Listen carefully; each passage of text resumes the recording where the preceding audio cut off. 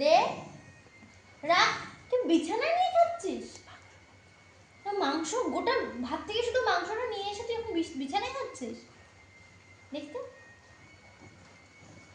বাবা, মাংস কি কেউ বিছানায় খায়?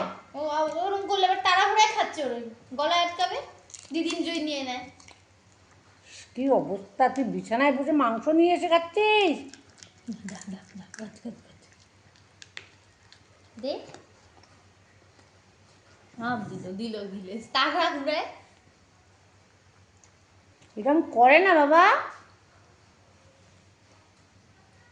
যাও তোমার ওখানে খাবার খাও। কোথায় বাটিটা?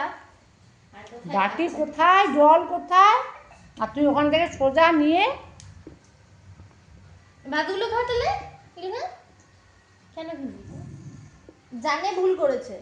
যখনই আমি দেখি এরকম করলাম তখন থেকেও দেখলে দিদি অবাক হলেও মানে কিছুটা আমি ভুল করেছি, আমার রাগ দেখাতে হবে। উল্টো গরম দেখাচ্ছে আবার, দোষ করবে।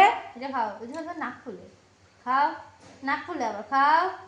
তাহলে এসো এসো, চলে এসো, এটা খাও, রেখে নাও, খেয়ে নাও, ভাত খেয়ে নাও, ভাত খেয়ে নাও, এসো।